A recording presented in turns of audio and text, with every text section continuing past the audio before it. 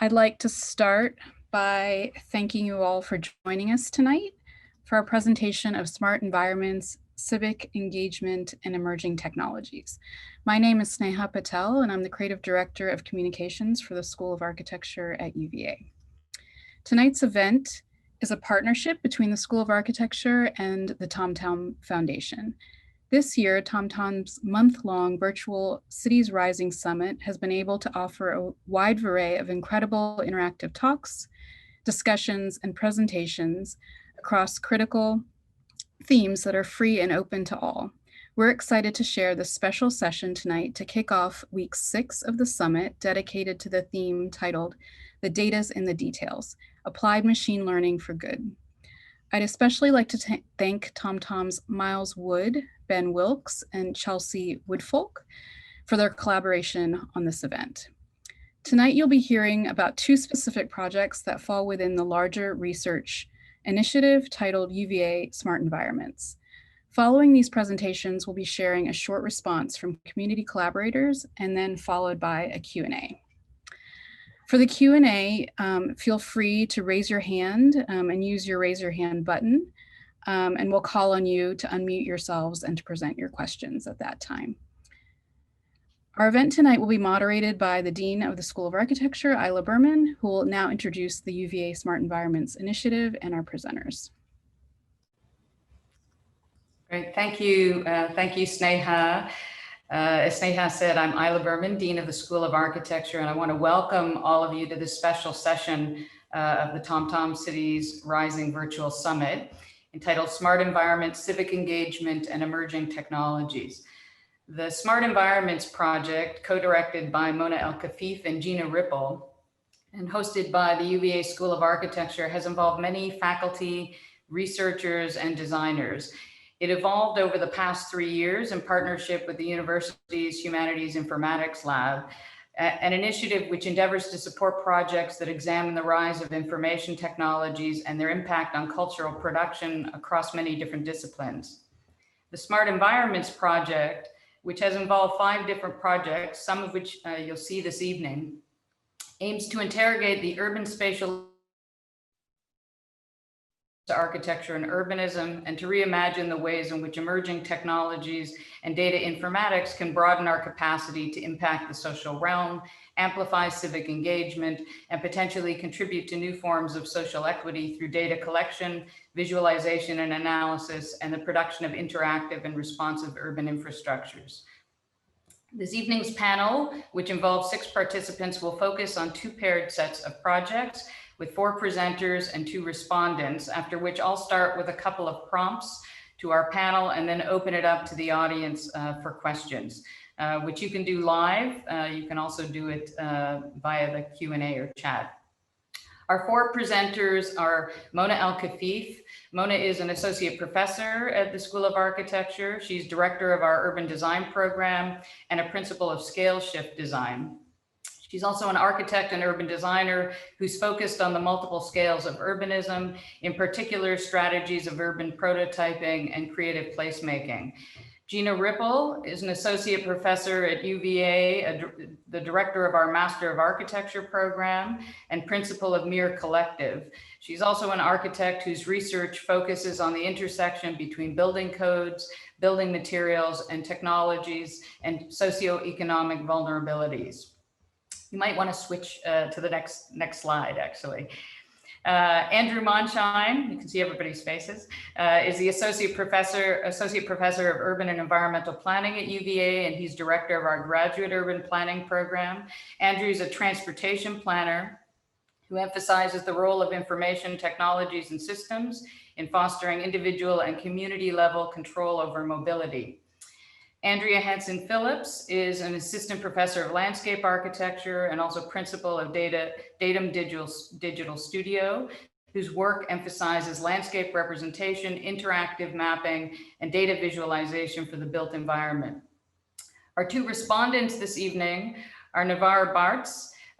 He is a Center for Civic Innovation Fellow who serves also on the City of Charlottesville Bicycle and Pedestrian Advisory Committee, who has an extensive background in material science and engineering, and is also interested in the intersection of technologies and civic engagement.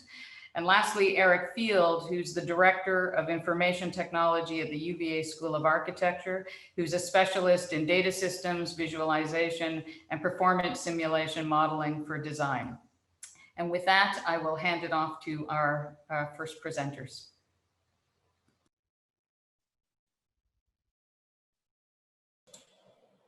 Great, thank you, Ila, for the introduction and for the invitation to join the panel today. And thank you to all of you for joining us. I'd also like to thank the UVA Humanities Informatics Group for sponsoring some of this collaborative research. Today, I'd like to talk to you about the issues of how we measure material in the built environment. This has been a longstanding topic of study for me, and this project allowed for an opportunity to collaborate with Andrea, Hansen, Phillips, whose specialty she'll talk about a bit further is in making data more available, more visible through various technologies. And in this case, the argument that I'm making is that that is important because it can prompt more dialogue about whose values we're representing and whose priorities we're representing when we determine material value in the built environment. In the discipline of architecture and related disciplines, you've probably heard a lot of conversation about what materials we choose and how that impacts the sustainability or resilience of cities. But arguably, we've not spent enough time debating the social conditions and impacts of those same material environments. So to give you a couple of examples of the contradiction that exists even within the discipline in terms of how we measure and whose priorities dictate those measurements, here's an advertisement from 2017 by the Portland Cement Association describing the sustainability of concrete due to its disaster resilience. But here's another advertisement, also from 2017, by the American Wood Association, with strikingly similar graphics, claiming that wood is a disaster resilient material. It's published within an article in Structure magazine stating, since there's not a common understanding or definition of the term resilience, some industries have seen this as an opportunity to propose self-serving definitions that favor one product over another. Fortunately, modern material building codes promulgated by the International Code Council and the National Fire Protection Association provide criteria that result in resilient design and construction of the built environment. So maybe we can rest easy. Surely the code definitions help professionals and cities balance the environmental, economic, and social priorities in construction. Well, let's take a closer look at that. Building codes actually define 5 construction types that are allowable, and they dictate how and where those construction types can be used, primarily due to their fire resistance ratings. So on the left, you have the most fire resistant, concrete and masonry, and on the right, the least fire resistant, wood frame construction. Generally, as the fire resistance goes down, so does the embodied energy cost. So cities and codes are generally becoming a little bit more lenient, allowing more wood frame construction and allowing us to build it wood frame construction higher and use it for more multi-story construction. In fact, as recently as 2017, the country's Uniform Building Code adopted provisions to allow us to build higher multi-story wood frame construction, which is one reason you probably see buildings like this everywhere you go. Historically, different interpretations of what we consider safe, what we consider protecting health and welfare have varied widely, and they've been hotly contested and debated in the public. Today, however, the public may not be able to access this information as readily and may not be fully comprehending all of the different impacts that these material choices can have. So this is one reason why in a smart environments panel, it's interesting to talk about how contemporary data can allow us to create closer analyses of the impacts of material construction and look back at historically whose priorities have been represented in determining some of the building codes.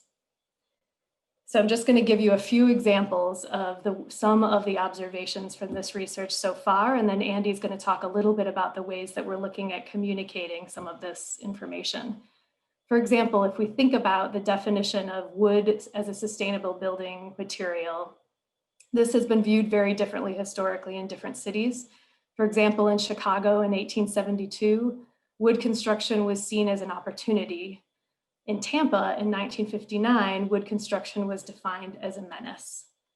More specifically, what we can observe is that these definitions have been inverted depending on the power and the agency of the groups impacted.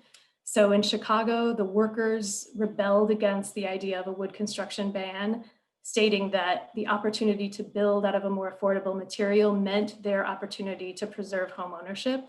Whereas in Tampa in 1959, African-American communities were primarily built out of wood frame construction, but in this case, that material was used as an argument or weaponized as an argument for raising those communities in the name of urban renewal.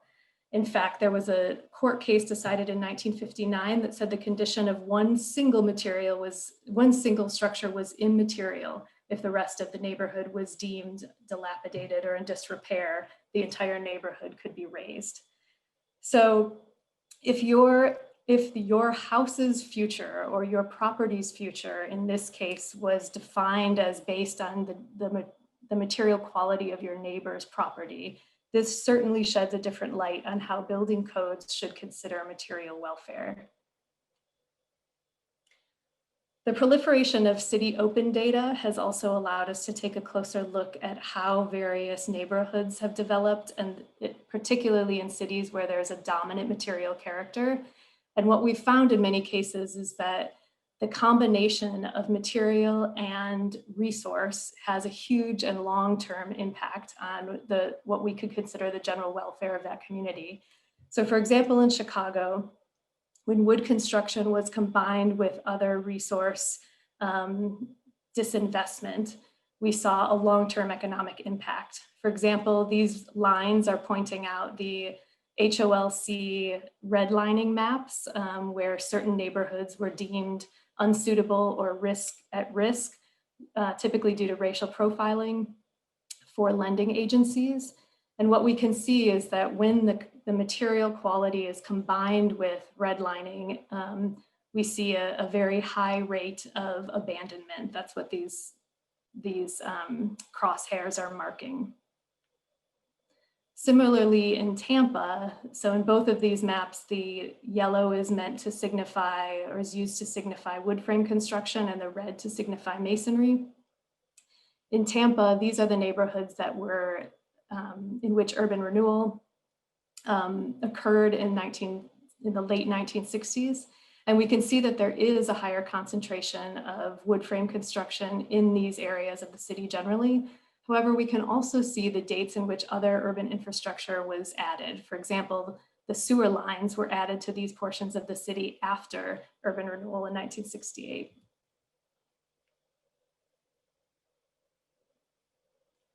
In Charlottesville, we see a similar pattern where fire limits largely protected some of the business centers and white residential neighborhoods. However, they failed to protect or control the material of the adjacent Black business center, Vinegar Hill. This was one of the few neighborhoods where African Americans were permitted to live, which did not occupy low topography. Relocation in both Charlottesville and Tampa required families to move to lower topographies with less access to the city center and transportation. And I think I'm running low on time, so I'll hurry through these next slides, but essentially we're also studying patterns of the location of certain vulnerable material within cities that are at risk from climate change and flooding, and finding some relationships between those locations, material properties, and asthma and mold violation reports. So when we consider material welfare and material sustainability, we need to look broadly at the social impacts, including the relationship, the intersectional relationship between material and other urban resources. And now I'm going to hand it over to Andy to talk about some ways of communicating these issues. Thanks, Jeana. Hi, everybody. So we have looked most closely over the past several months at the city of Charlottesville as the example for building an interactive digital atlas looking at various material epidemics and relationships between material welfare and social and physical welfare.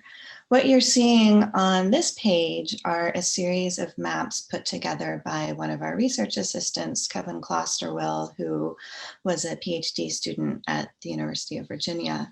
And in these maps, you're seeing some connections between what Jeana was talking about a few slides ago, historically African-American neighborhoods in Charlottesville and locations of urban renewal and locations of low-lying topography and how low income and African-American neighborhoods tended to be located within the city of Charlottesville, closer to waterways, which provided an asset, but also in areas that were more prone to flooding. So I want to note that we are one of many different groups active in Charlottesville in mapping some of these areas of interest, and even in creating these kinds of interactive atlases of Charlottesville. Others, including scholars at the Jefferson School, and within UVA itself, are currently engaged in some of these activities. And we're trying to work collaboratively with them in sharing our data and sharing some of the conclusions as we work to build a series of larger Charlottesville atlases. Some of the things that we have been digitizing, in addition to drawing from existing data sets, contemporary data sets from the city of Charlottesville, we're also looking at historical data sets such as Sanborn fire maps and other historic maps, static maps, which we're digitizing using GIS. Next, please. So as we are still engaged in conceptualizing and building the digital atlas tools for the Material Epidemics Project, I wanted to go over a couple of examples from a seminar that I teach at UVA called Scripting Civic Engagement. The seminar focuses on the use of interactive data visualization and web platforms for forwarding civic engagement activities, as well as visualizing various aspects of the built environment. So the project that is looping on your screen right now is from a student in that seminar named Xun Liu, who is a PhD candidate at UVA. And this project, which is called A Third Vision, is a really interesting look at various rating systems for Google Street View images. And so you're seeing, using color gradients and 3D mapping, the way that individuals have rated the enclosure and other aspects of Google Street View images across, in this case, the city of Shanghai. And one of the things that we really appreciate about this visualization is the way that Xun is using those different color gradients to reflect different aspects of the rating system, as well as taking a two-dimensional map and rotating it so that you can use the additional three-dimensional extrusion to make that visualization clearer. Next, please. This video is showing another project from that Scripting Civic Engagement seminar called Marijuana Justice by a Master of Landscape Architecture candidate named JJ Lai. And in this project, JJ is also using the three-dimensional extrusion, this time using Mapbox's built-in system of extruding a database of building footprints. This is a project where JJ was looking at various marijuana-based activism projects where the homeless population of San Francisco could be engaged in cannabis farming and various retail and outreach activities. And so JJ is using a technique called story mapping, in which you can scroll through a map and see various details about locations on that map, which are shown in the toolbar on the left. And as you scroll through these chapters of information, the map actually automatically updates to show the location of that particular site of interest. So this is something that we've also been working on with the Material Epidemics Project to provide this juxtaposition of hyperlocal information and more macro information. So you can see that in this example, which is a prototype of the Material Epidemics digital interactive atlas that we're building. This is using data from New York City, showing the type 1 through 5 construction methods, as well as that three-dimensional extrusion and color coding so that you can see the construction typology in 3 dimensions. And then finally, we're using that story mapping technique. So as you scroll through and see various examples, actually, can you go back one? As you see these examples and you scroll through them, the map is automatically kind of updating and zooming into that location. So the purple and teal examples in the scrolling portion of the map on the left are a series of point scans, LiDAR scans, and then the map is trying to zoom into the viewpoint or the view cone so you can see where that LiDAR image was taken. Anything else you want to add about this, Jeana? No, thank you. I think that's great, Andrea. Thanks. And then with that, we'll hand over to our collaborators, Mona Khafif and Andrew Mondschein. Great. Thank you, Jeana. Thank you, Andrea. And yeah, thank you to Ila and all the presenters for participating in this, and to everyone who's come. Yeah, I'm excited to start presenting some of the work that that we've been able to do with Mona and I, as well as Eric Field and Zihao Zhang and others as well, working on 2 projects that are leading to a larger initiative called Network Public Spaces. So I'm going to tell you a little bit about where we began, which is Community-Centered Urban Sensing, or CCUS. And then Mona will take over and talk about our current project, Ostenda Illuminata. Okay, next slide, please.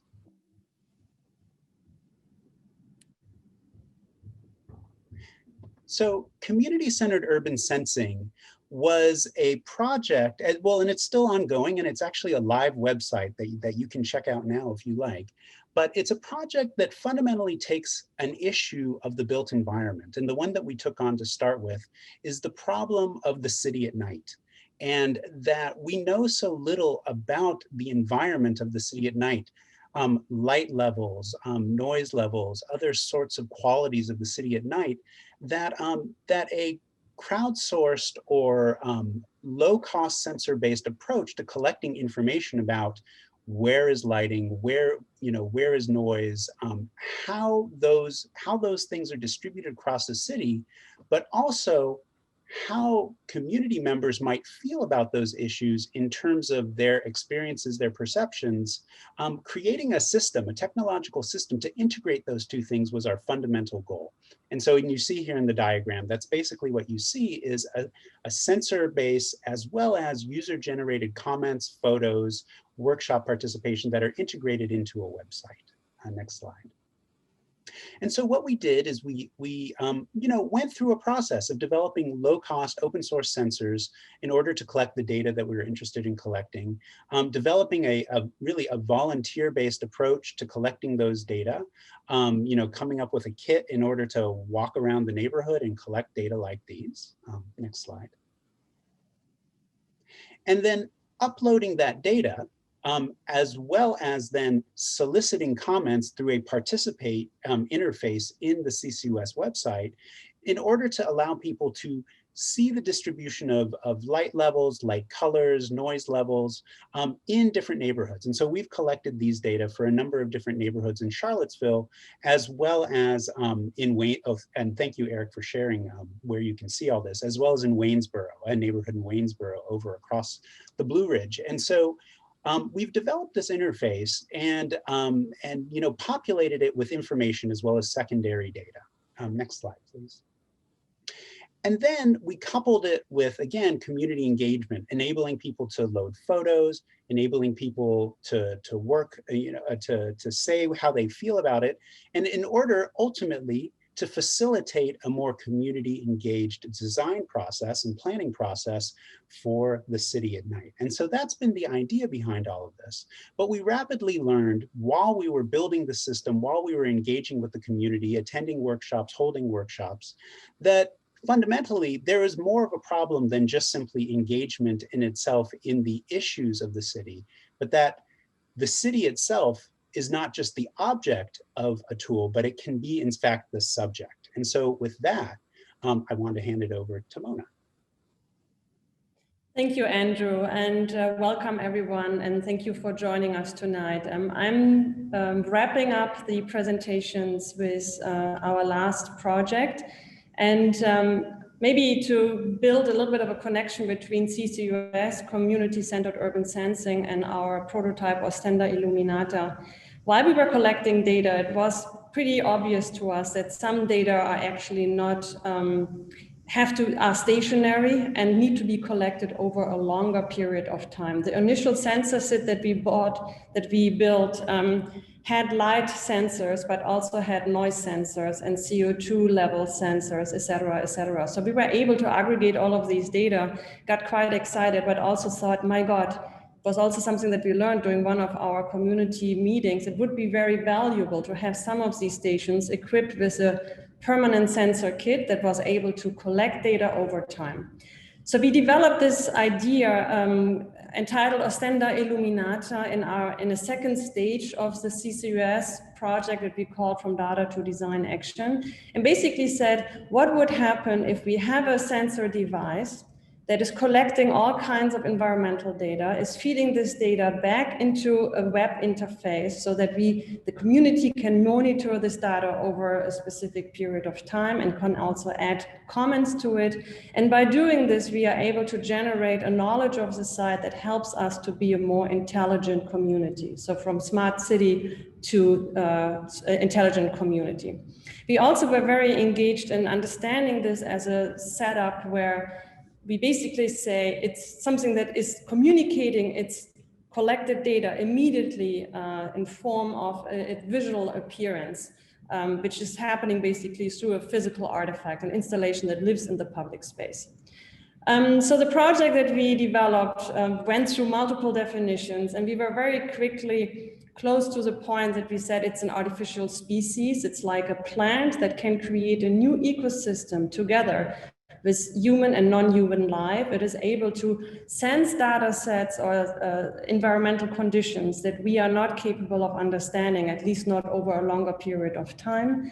And it's a project that's very important to us, located between the top-down and the bottom-up smart city, with top-down basically being the smart city that comes from corporate firms that also partly want to own the data, and bottom-up smart city maybe being the citizen science city that sporadically starts to implement smart city devices into the neighborhoods. But we thought there was a great potential to look at this project as a connector between top-down and bottom-up, and to improve the neighborhood development and design over a longer period of time.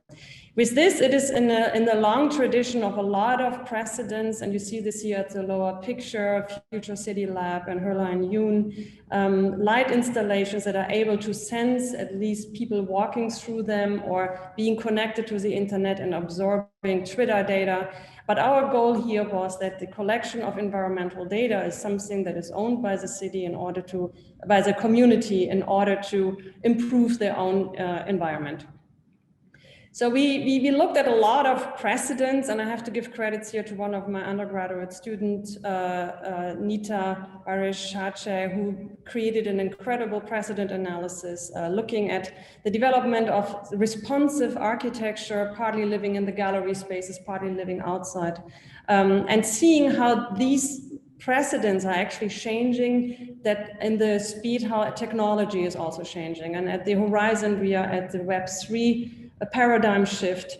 And we talk about the Internet of Things, all kinds of elements that are connected to the Internet and can collect data over time and are communicating with each other. So we started obviously our design process of Ostenda by looking at an object, which would have been the gallery object, but very quickly came to the discussion or the point that we wanted to see the project more as a kit of parts, something that can be put together in different forms and different environments, also in collaboration with different stakeholders. So the project that we developed consists out of, is a prototype, and we want to stress this as the next version might look very different. And as I said, our main goal was to look at a system that consists out of multiple elements and that can change over time depending on the situation. It consists out of a base that is also understood as a public furniture device that hosts all the sensor kits and the electronics and the smart, the motherboards, etc. And then on top, we have a forest of light elements. And these light elements are basically communicating the data that are collected over time. These are a couple of pictures. I have to show this as we are quite proud that we were actually really able to build the piece, and considering the current situation with COVID, that was quite a challenge, starting with that a lot of materials weren't able to be shipped to the school.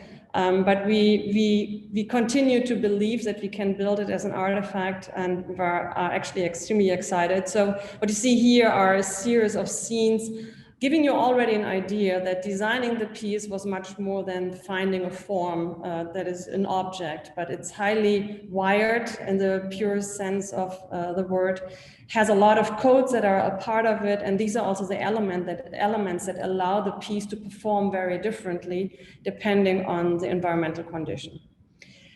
Something that we call the inventory of types. These are the species of the forest that are living on the base of the installation. We describe them as literally as species of the forest with moss and earth holes. The moss is a light that is connected to a motion sensor, and when people are approaching, it's illuminating, shedding light, and when people are walking away, it's dimming down, and it can be understood as a kind of smart light that lives somewhere in a park. The earth holes are literally, our maintenance holes, because we need to fix cables from time to time. Then we have the shrubs. In the current installation, the shrubs are connected to noise sensors and noise pollution sensors, and they are immediately responding when noise level goes up.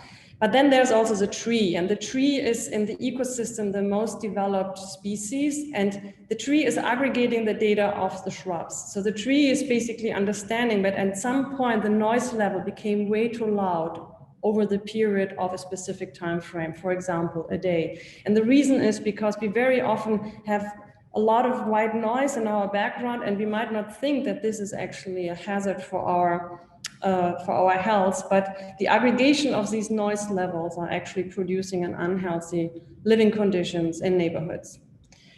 We also developed, we saw this from the beginning as a kind of ecology rather than an object, a stage that we are designing that consists out of these different typologies. And with this, it has the typologies of the base that are, again, furniture pieces, etc., that can also develop over time, different islands that were able to host very different forest types, and the species that are living on top of it. But for us, it's just a starting point to develop an architectural inventory of different types that can perform over time.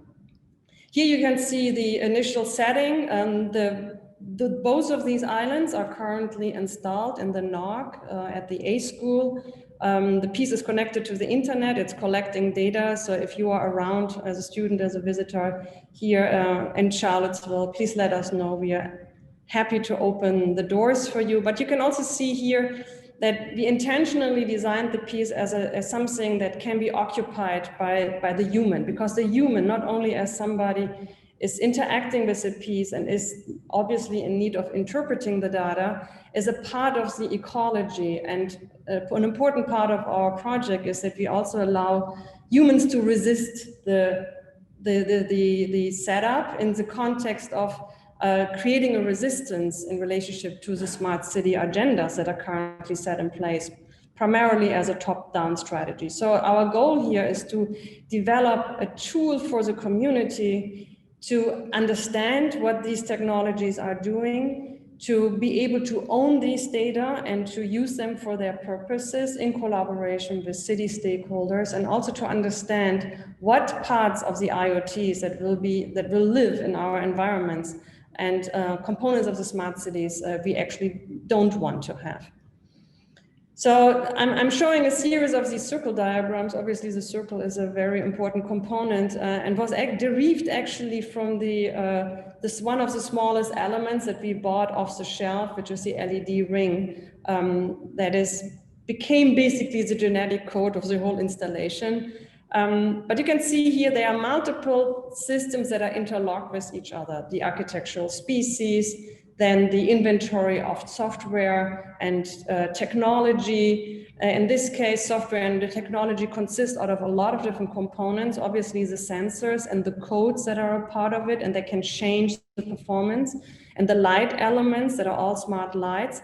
But also what you can see here on the left side, which is a little white box, these are the Lora Gateways that are able to transmit the data from any place in Charlottesville and also the school at the moment into the web platform. And here on the upper level, you can see the web platform that Eric Field developed, where at the moment the data is collected with a time slider. You can go back and forth, and you can see here how Ostenda is starting to aggregate and collect data in relationship to noise at the moment and proximity. I'm showing you a couple of pictures. These were shot after we had been after we wrapped up the project and were able to show it to the public, though it was a limited numbers of visitors that we had so far, obviously, because of COVID. It was really fascinating to see that the piece in itself started to became a real, let's say, I want to call it an emotional touchstone, because you wanted to go towards it, you wanted to touch it, you wanted to see how it's responding, which was a primary goal of the design process, that we wanted Ostenda to be something that we are starting to be very curious about, because you're actually not really understanding what this piece is doing for you. These are pictures from last week's photo shooting, where we had a couple of students coming in and interacting with her, and it was really interesting to see, to sit in the back and to have a look at how people are actually, visitors are reacting to the piece. And at one point in the middle of the night, when we were still fixing the cables, we shut down all the light and took the pictures. And because everything was dark, and you could imagine this in a park somewhere in the public space, it was really beautiful to see that Ostenda is a piece that you don't really understand. This could be down in the ocean, it could be up in the universe. It is to some degree a kind of new species that makes you curious to intervene with and interact with. I have a small video that I'm just showing, and it shouldn't be without noise. I'm at least putting the noise away. So this is just to show you how the trees are responding. The trees are on a very short loop here. Davis Eddy really got this together very quickly, where the sound data are starting to be communicated through the shrubs, and they are aggregating, the trees are aggregating the data, and at some point they should be on fire because they are now communicating that it was really too loud in the room over time. And here a couple of shots just to show you how the proximity response is working. Somewhere is Davis, yes, he's coming in. And obviously this is, as I mentioned earlier, a kind of smart light that shines and sheds light in the moment when I'm walking by or when a dog comes by, but otherwise it is just sleeping. I'm going to skip this because I'm afraid that we will run over time. So what is a piece outside of the gallery room? So for us, it's really something that we can call a new kind of public furniture design, where it could live as a public space design in sites where we are actually not so aware of the environmental pollution. For example, here under the Gardener in Toronto, with a lot of noise and air pollution, but a newly designed public space that lives under this highway that goes through the middle of the city. Here's just a possibility how it could operate as a public furniture design in a plaza setting.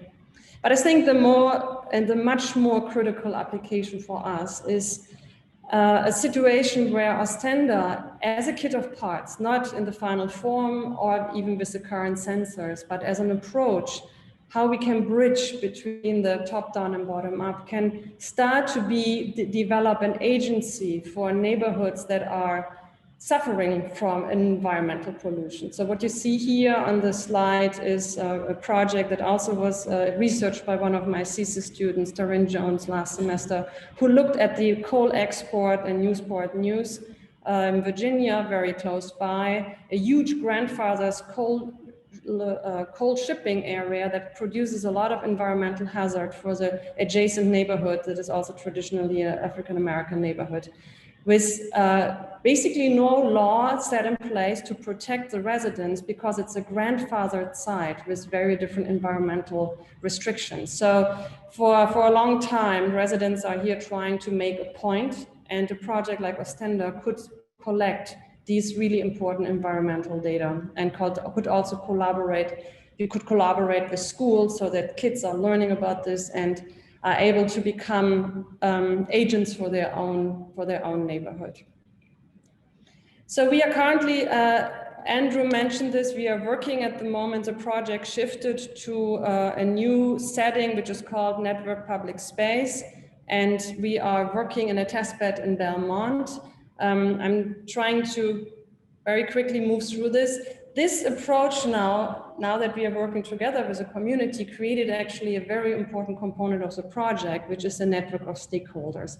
Because as I mentioned earlier, the design is not about the object or even the codes or the technology, but the design is really about a collaborative co-design process where we can all sit around one table and address the issues that we are facing. And these are just a couple of pictures. We have a multiple stakeholder group set in place. Lucas Ames is from Smart Civil is helping us with this process, and Andrew can talk about this probably later on in more detail. So that's a little bit of text, but I'm not asking you to read this. This thing that I want to bring forward is when we are facing these paradigm shifts, the paradigm shifts of the smart city, the paradigm shifts of environmental degradation and urban global urbanization, it is really important that we think about how can design contribute to these processes. And in design of scarcity, the authors are crafting a really important argument. They are saying that, first of all, we need to integrate much more design thinking as a way of designing a process and designing across multiple disciplines and incorporating multiple stakeholders. They are also saying it will be essential to allow for spatial agency, or to use the design project to create spatial agency. And lastly, it will be very important that we are sharing tools, that we are sharing codes, that we are sharing our hardwares, that we are operating in an open source platform. And I think after reading these essays, our whole team committed very much to the process of open source. So we developed these, what Luis Felipe from Data Science School called the different layers that are living on top of this ecosystem. We have the urban environment that has challenges, places that are under illuminated, a lot of noise sources like trains, highways, air pollution, etc. There's a neighborhood. There are stakeholders that consist out of stakeholders of institutions and places. And then we have the equipment of architectural types. And lastly, the equipment of the sensors and technologies, and developed by Luis Felipe, the sensor kit and the gateways of the Lora network that is able to connect all of these devices together. So this is how we start to describe the design of our ecological system. It started with an object, which was Ostenda, but at the end of the day, we arrived at a point where we believe it's much more important to think about this as an ecosystem. And maybe the last slide. Yes, we are currently working on the website. The website will include the real-time data sensing of the piece at the moment in the NOC, but obviously hopefully later on living somewhere and as a prototype, next version prototype in the neighborhoods. And a huge part of the website will be to release the codes and even the instructables for building the pieces as an open source access. It brings these pieces back to GitHub where they are at the moment located.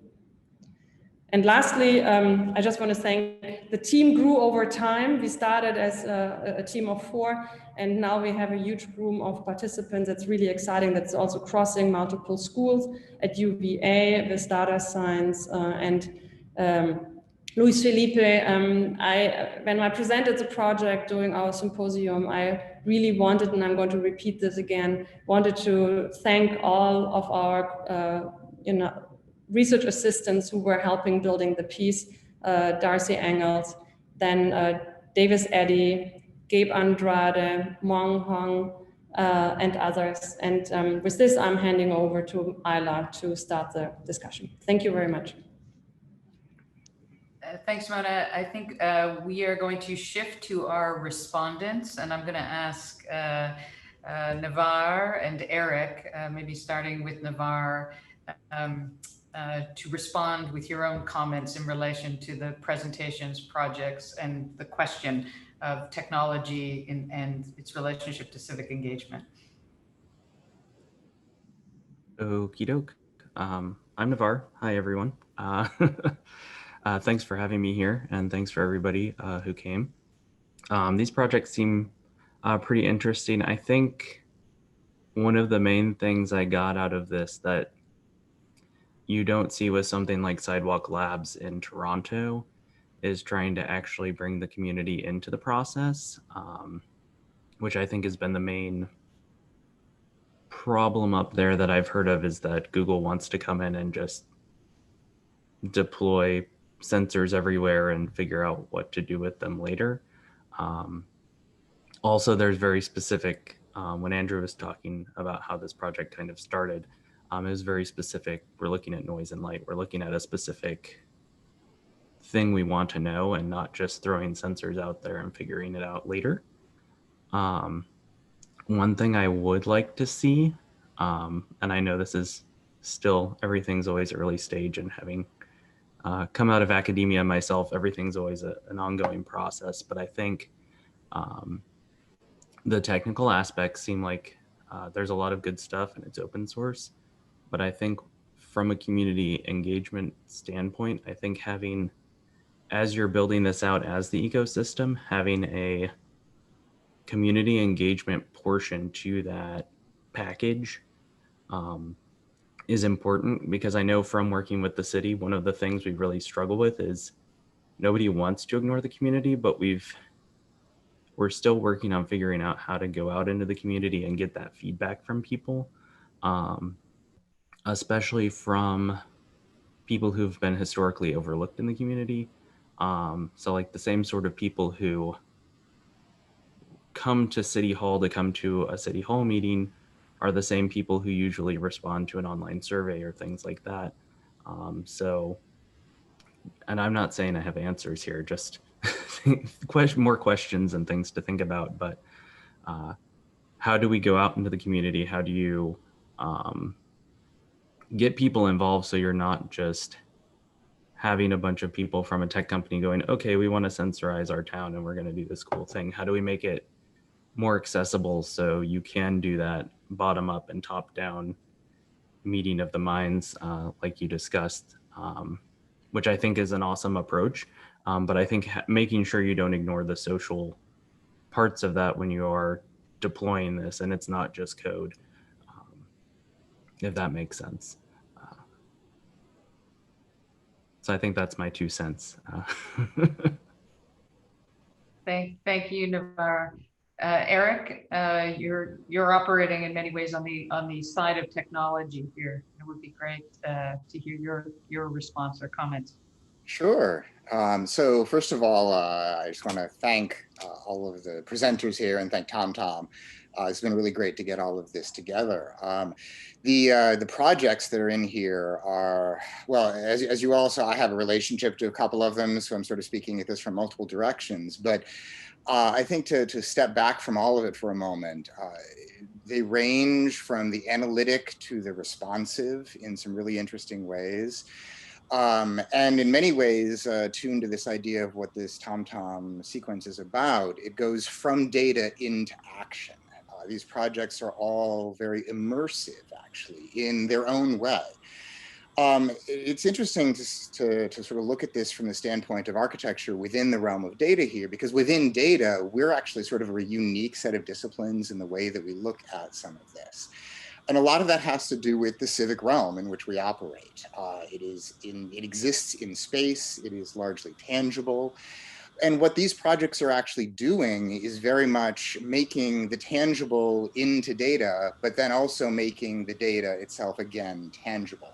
So it's really kind of slide back and forth across that. And some industries might look at where we are with this and say, well, wait, we're kind of late to the game. But in many ways, the fundamental difference actually goes back to a little bit about what Laura was saying, that it comes down to a lot of these social and civic implications that come to this. It's a tougher space.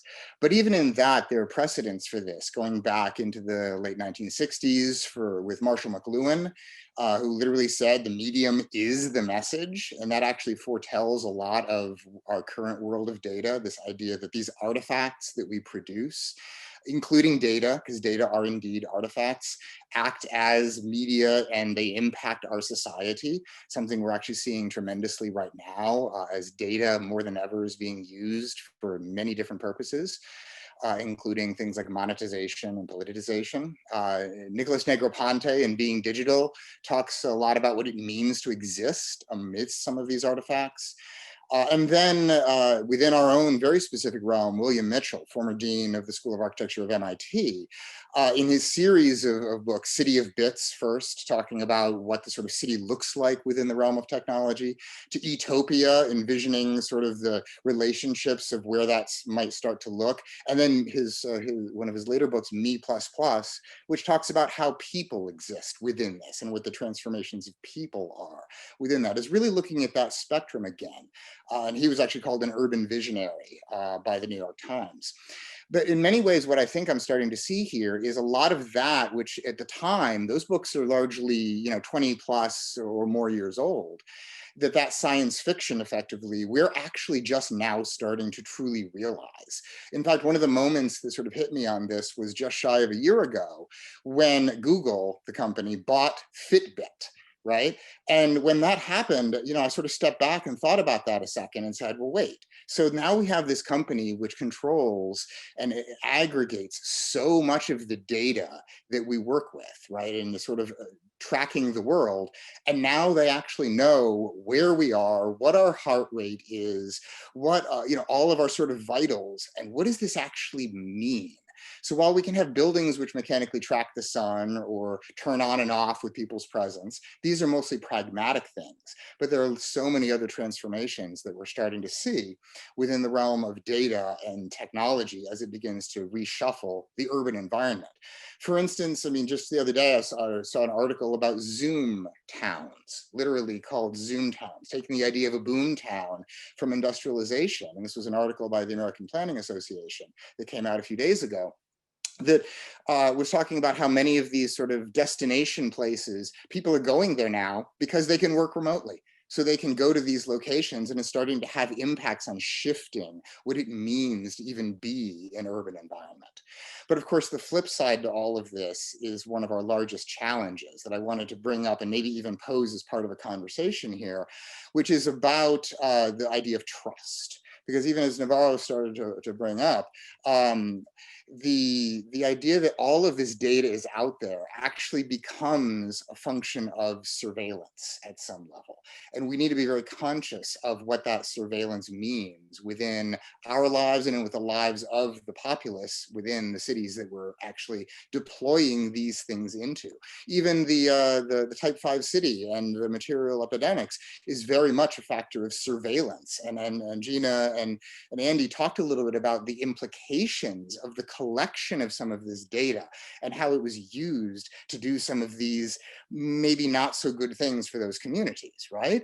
And we're starting to see a lot of that kind of issue even within our own communities here in Charlottesville, trying to engage within that, and how many communities are not that interested in having all of these sensors kind of sitting out there and tracking what they are doing. There's an issue of trust here that I really do think we need to deal with. It's both a blessing and a curse to have the ability to do this. But to sort of wrap all that up, I think the important thing, and the thing which I'm seeing in all of these projects, is that we need to be the ones to actively engage in this, to actually control it, to design with it, to design for it, and actually to construct the narrative surrounding this. In fact, literally to construct the message that these things have, that these technologies and these systems have within our environment. Thank you, Eric. You got me a little nervous there for a bit, even though, you know, I'm going to bracket out the kind of predatory behaviors of commercialization and the capitalization of data and technology for a minute. I'm going to start, I want to open this up to our audience for questions, and you can just, you know, use the little blue hand to do that. But I'm going to ask first a couple prompts while you're thinking about what you want to ask our panelists this evening. And maybe I'll just start first, Jeana and Andrea, with the two of you and your presentation. I very much appreciate the ways in which your research attempts to reveal in both the social injustices and hidden agendas, as well as the unanticipated urban and environmental consequences of the material codification of our built environment. And historically, you're cutting across this in different ways. You know, this has been driven by social and political agendas in the case of redlining, for example, commercial and economic agendas, which you started with in relation to timber and concrete companies, and also a reactive and a reductive approach to architectural and urban quality, defined, for example, by generic definitions of what health, safety, and welfare mean, right, in architectural and material terms. And your use of urban data has been to enable the visualization, analysis, and exposure of patterns to create a larger argument, let's say, for social and ecological transformation. And as part of this project, I keep thinking about sort of the next potential stage of this, right? And I wanted to ask, have you considered a kind of design response to this? You know, that comes from that analysis and evaluation, that attempts to not only recode, let's say, the material palette, but also do so in a way that might enable greater complexity in the making of a new system that itself can be responsive and adaptive and aggregative, you know, because that was one of the conditions, or that might also respond to the needs and desires of the urban community. So it's the other question of how does the community engage with this, you know, not just through the, let's say, the interactive atlas, but how might they engage in setting the agendas, you know, for those communities through a design process. Thanks both to, or I guess to Navarre, to Eric, and to Ila for those thoughtful responses and questions. I think the idea of translating from this analysis toward the solutions is, or the design possibilities, is definitely the next step of interest. And I think it could take kind of two approaches. On one hand, if we start to think about some of our municipal codes as operating more like computer codes. So if rather than a set of even performance type of code requirements are still typically operating on a kind of static objective. And so if instead we started to think about a set of if-then statements that could be embedded in the way we think about municipal codes, it allows us to at least prompt that conversation that Navar and Eric are talking about what are the sets of priorities that a particular city or community might value. Because we have to make some decisions about whether we value how we're going to balance economic and ecological and social agendas in the built environment. So if we encode or start to think about those if-then statements embedded in our municipal systems, maybe that at the very minimum prompts a debate about how we make those rules, rather than thinking about it as something that applies equally across the country, which is essentially what we have now. And then I think the second piece, more on the scale of architecture and buildings, has to do with inserting time into these sets of standards and systems rather than simply space. So we typically think about, or these components at least are defined spatially, and in relation to a kind of boundary condition that is the property line usually. But if we think about those in terms of thinking about building components over time and in terms of a broader area than just the property line, I think in that way of rethinking the components, we can start to maybe evaluate these things differently. What are the components that are worth investing in for centuries versus what are the components where we value flexibility and temporality? Do you mind if I add something to that, Yeah, Jeana? So I think we are faced with a unique problem of messaging with the Material Epidemics Project, in which those who are most affected by these material epidemics may not be aware of the reasons behind some of the inequalities that have occurred. I think the average resident of most of these cities probably isn't very attuned to municipal codes and the building material lexicon that those codes engender. And so I think before we're able to really get the type of community feedback that we very much do need, there's the first stage is communication and messaging and communicating these somewhat complex issues in a way that is accessible and clear. And so I think a lot of our project is focused around how do we increase awareness of some of these situations to a very diverse audience, and be able to then solicit the type of feedback that would help to feed into future design problems. Thanks, Andrea. I mean, I think that the issue of the interface, when we talk about civic engagement in relation to the larger project, the interface itself and the designing of the interface itself is something that where you want to find a means to engage the public in the actual making of the interface, and also in the value structure, because I think this is another piece of the problem. Let's say that in your project, for example, the definitions of material change depend on the parameters that are being used to evaluate it, right?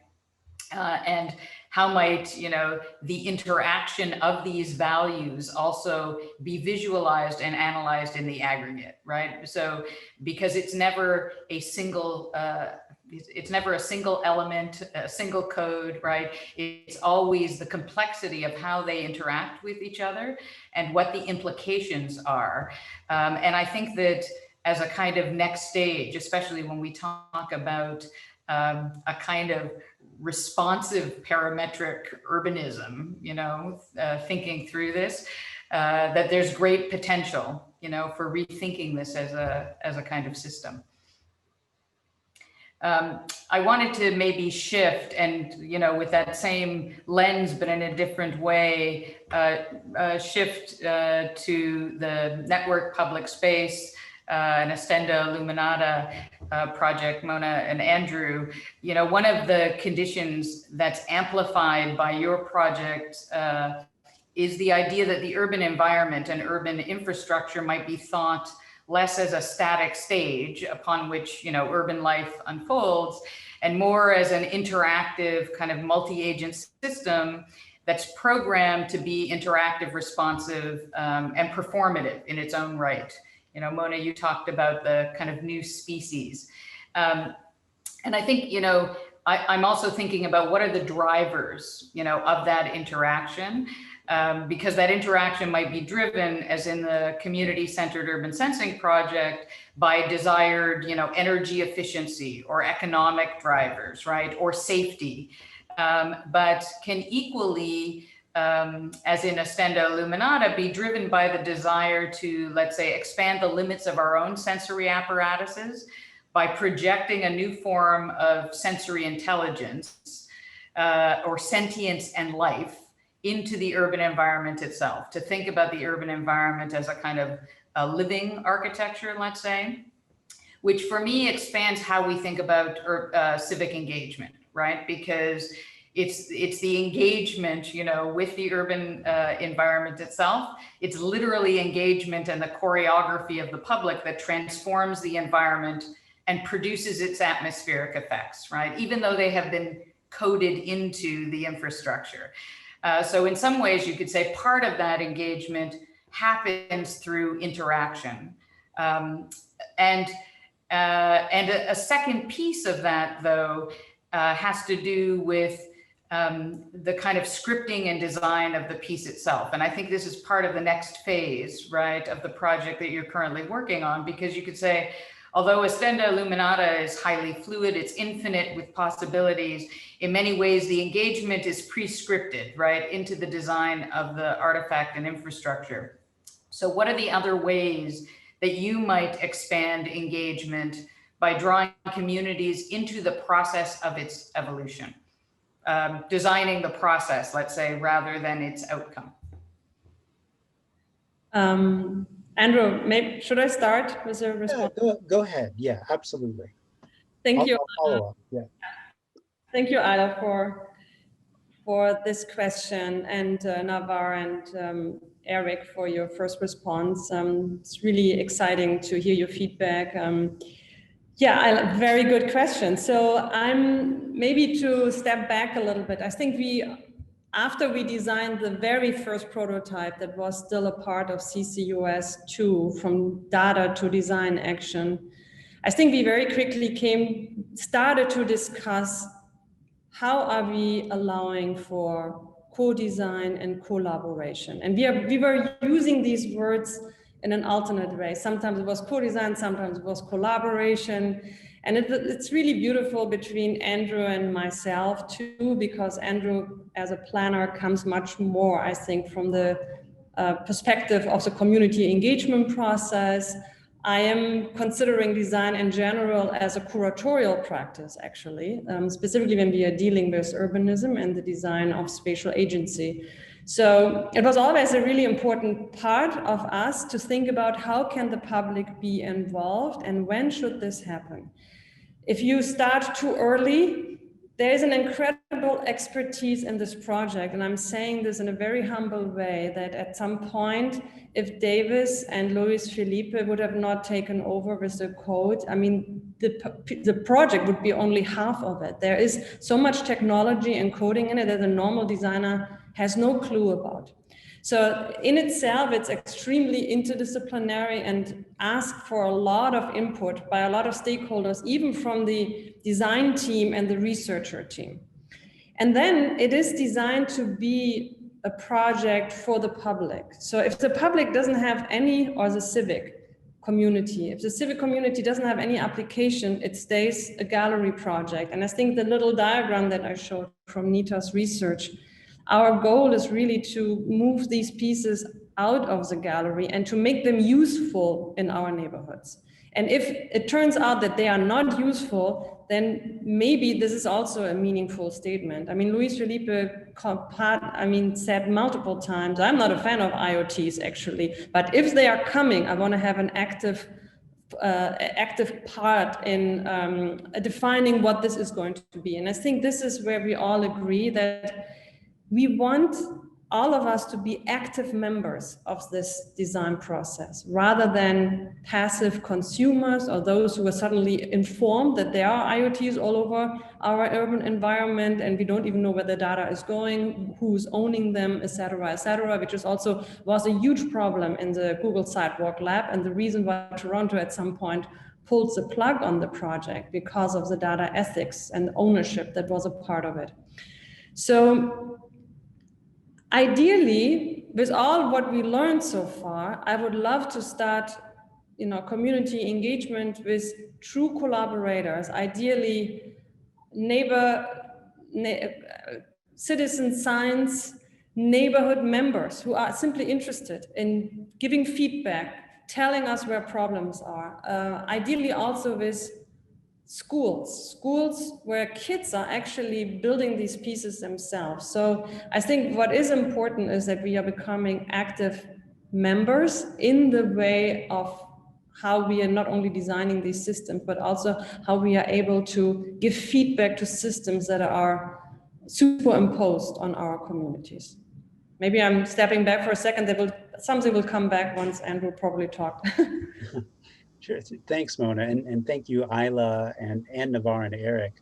I think, yeah, I mean, and all of these problems around, what are the terms of engagement and how does technology really change, if it does at all, kind of some of the historical problems with how we build public environments, how we design and ultimately bring people into public space in a realm that at its most ideal is supposed to be the place where social activity happens, where civic and political action happens.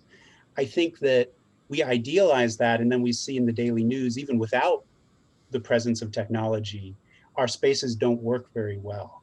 And yet, I think you're absolutely right, Ila. I think, and frankly, Navarre, you alluded to this as well. I think, this idea of co-production, or what does that look like if we're working from the bottom up in some ways for coming up with a new design language, a new planning process towards technologized or urban technologies in public space. I think we have to step back and say, what is the best we can do? What are the commitments we're making to the community when we decide that new technologies are going to be part of public space? And so, I mean, all of those are big questions. I think ultimately we try to address it as practically as possible. If CCUS was wave one in our work, and Ostenda is a new iteration, I think in our next iteration in network public spaces, we're seriously thinking about how we can do that. And we're working with Smart Seville and Lucas Ames in better ways to do this. We've established a stakeholder working group in the Belmont neighborhood where we're trying to hammer out some of these ideas. And fundamentally thinking about things like, how do we make ethical choices around the use of data before we deploy? How do we, basically create how do we create this Bill of Rights around data at a local level, rather than necessarily thinking in a totalizing way, thinking about what it means to a community and building that into what ultimately becomes formal, what ultimately becomes designed. Now, that said, I think you're absolutely right. Ultimately, there is a role for design. There is a role for setting a stage that is distinctively about the participation of professionals, designers, planners, helping create visions, helping facilitate certain types of activities. But I think in order to do that, we need to be really sensitive and to step back. And so yeah, I think, your points are well taken. And I think we're trying to go slow, and we're trying to build this up in a very focused way and from the bottom up. Okay, maybe I would love to add something in relationship to CCUS, because CCUS is the core of the project was all about not only us collecting data, but receiving feedback from the community, as darkness and over illumination are very subjective experiences in public spaces. So to some degree, the map that is generated that you can see on the website is a co-authored map, as it consists out of the data that we collected, out of census data that are flying in from open data Charlottesville, and community feedback. So for me, this is actually a beautiful example how we can create, or if you want to call it, create the stage for collaboration. What we learned is, and this was also feedback that we received during multiple meetings with neighborhood stakeholders, neighborhoods want to see change. So when problems are detected, they actually also, and they are a part of making a point and collecting the data and articulating it, etc. They also want cities to get into action. So the biggest frustration for a lot of neighborhood communities is that they are calling out problems, but then nothing is following afterwards. And that means, when you're setting up the stage for collaboration, the stage for collaboration has to be as well functioning to the city as well as to the neighborhood, because the city also has to some degree commit to, yes, we are interested in collecting this information and we are also willed to act on them. Yeah, I think the issue of collaboration is an interesting one. I'm also interested in, let's say, the valuation of agendas, right? Because I always get nervous when let's say we uncritically adopt 20th century paradigms that are either just utility based, right? That it's based on safety, or it's based on, utilitarian light levels, et cetera. Or the opposite, which is, let's say, the sidewalk labs and some of the things that Eric was referring to, which ends up being, commercially based, right? It's only about how we commercialize that data, right? Or capitalize it. And instead, one of the conditions, the potentials in relation to the interaction with communities has to do with the rethinking of values. I always say, we design the environments that make life worth living. I believe that.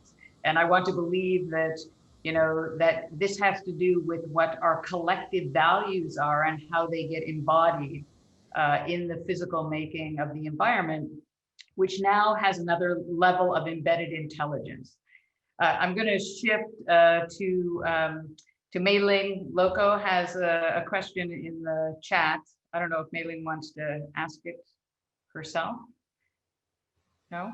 Shall I just read it out? Or do you want to go ahead? Yes, hi. Good evening, everyone. No, as a student of mine, I'm a professor at Rensselaer Polytechnic Institute, and I direct the Building Sciences program in here. And yeah, thank you so much for all these wonderful presentations. And I think what you just mentioned around collective values, Ila, probably gets to the heart of the question. But, sort of maybe, talking about this delicate line between visibility, foregrounding a lot of phenomena, social, environmental, that have been conveniently historically invisible, and invisibility resisting, becoming a target for surveillance, more of a top-down approach. I'm curious to understand, in thinking about new avenues of design research in the built environment, what specific ways are you learning about for developing, fundamental research around, I'm just going to borrow Jeana's term, municipal codes. There's sort of this idea of collective values around what we want in our urban environments, around noise, around lighting, that all have to do with safety and well-being.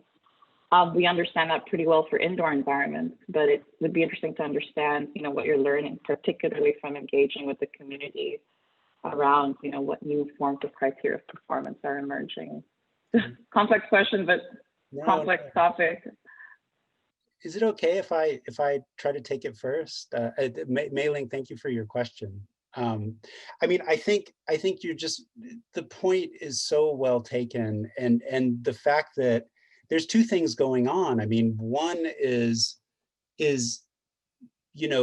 all of this and engagement generally is stepping into a very fraught scenario where cities have not held fast to the promises they've made or don't make promises at all, and therefore, you know, fundamentally, abuse. It's frankly, you know, fundamentally do not come through for the communities living within, especially particular communities, because of structural racism and the decision to privilege the choices of one community over another. We come into it dealing with this, and then if we overlay data, all the things Eric was talking about, surveillance, then it might feed into an idea that, again, we're just simply trying to, you know, extract information in order to replicate ongoing patterns. And I think, if anything, I don't want to have a perfect answer for this because I don't think it would be right to have one. But what I would say is that what's interesting about technology is if it allows us in some ways to look more granularly at a problem and to allow for variability of answers, to allow choices without domination, basically, to allow multiple things to happen so that a municipal code is not a one size fits all, but it's something that is actually attuned to the diversity of individual communities or of the city as a whole. Maybe we can use technology in a good way, in a way that we haven't been able to accomplish in our community engagement processes in the past. And I think there's some interesting things happening with this, with lighting codes, with allowing things to vary in ways that we could never do in the past, with, again, allowing networking technologies to allow things like lights to be responsive to what the community wants in a way that isn't, that, you know, again, how do we value these things is a big question. Rather than being utilitarian or commercial, maybe there's something about being thoughtful in a way that we haven't been able to be in the past. So I don't think I have a good answer because it's too intellectualized, but at the same time, if we can do it right, maybe we can do something better. Yeah, I'm happy to jump in. Thank you for the very thoughtful question. I'm maybe coming from another angle, creating an argument why open source is so extremely important, because it gives us the opportunity to create collective values. So when data are not accessible for everyone, when technologies are not accessible for everyone, we as a humankind, not we as individuals, but as a humankind at the turn of the century, with a lot of paradigm shifts that are happening, we will not be able to make this even up for discussion, because we will be overruled by those who are in power and by those who have the technology and the hardware that is a part of it. So I taught for 5 years in California, and I actually learned this from one of my students who said, it is so important that we take things from open source, that we are improving it, using it for our purposes, that we are giving it back to open source as a cultural product, and that others can manipulate and transform this themselves too. So it becomes a gigantic mutation that runs through a lot of individuals with a lot of different concerns. So I am a huge supporter of the open source culture, to the point that the urban prototyping event that started and launched in 2012, where they invited designers to develop all kinds of urban prototypes that were addressing repetitive elements in the city and help them to improve the urban environment and urban realm. They were all required to have a hardware and a software component. And all of these projects up to today, and I think they are now in the 3rd or 4th generation of running this event, are open source. The designer basically, I don't want to say loses the authorship, but intentionally gives this design away so that others can use it for their own purposes and also transform it.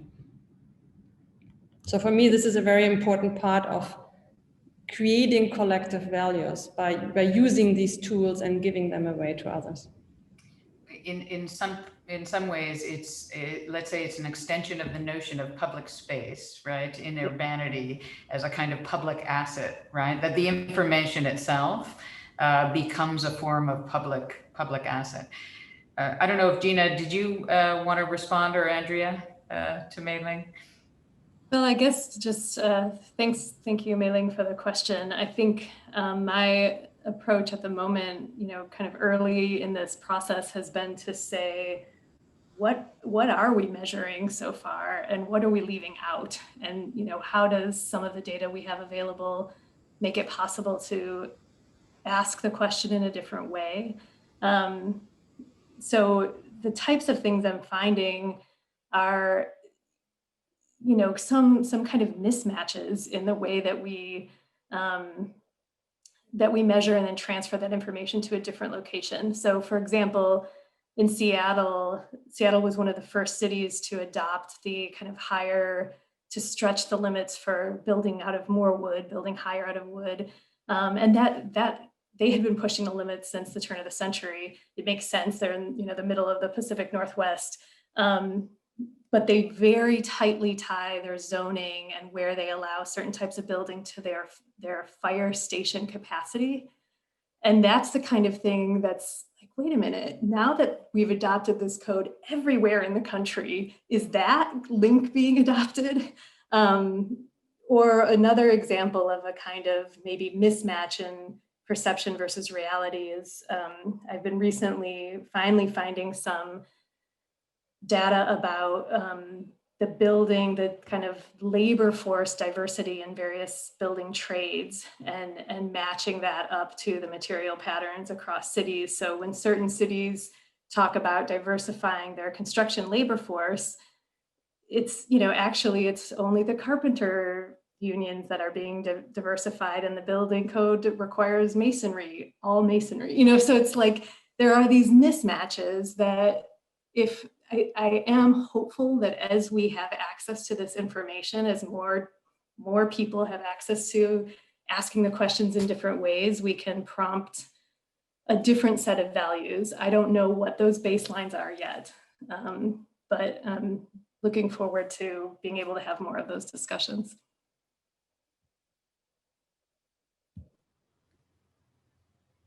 Andrea, were you saying something? If so, I wasn't sure. You were muted still.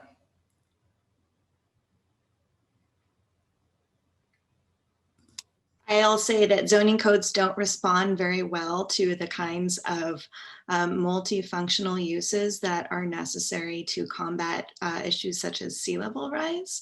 So for instance, there may be areas that might be designated as green space or open space that we might need to use every 50 or 100 years as floodplains.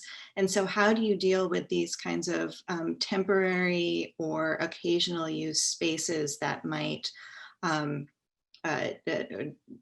need different designations based on seasonal or perennial events? Fadi Massoud at the University of Toronto has done some innovative research into ways that the zoning codes can respond to more landscape focused uses, and has written a couple of interesting essays on that. But I think in general, zoning codes and building codes have been by and large developed by planners and architects, and we need to have more of a voice for environmental and really long-term uses that go beyond the kind of 5, 10, 20-year strategic plans that cities tend to develop. That's great. I think since we are at 6:30, and I know we only got through a very large question, but unless there are others from the audience, I want to thank everyone. I think it's a great point to end on, Andrea, especially the idea that the valuation of our, the codification of our values in some ways has to be embodied in these systems as a way of thinking about this embodied intelligence. And if environmental and social justice issues become an enormous part of that, it's how we rethink those codes and that kind of intelligence. I want to thank all of you, all of our panelists for your incredible work. I know they're all ongoing projects, and I think they're incredible projects, and wish you great luck with them. And thank you to our audience for joining this tonight, and thank you to the TomTom folks as well for enabling this to happen.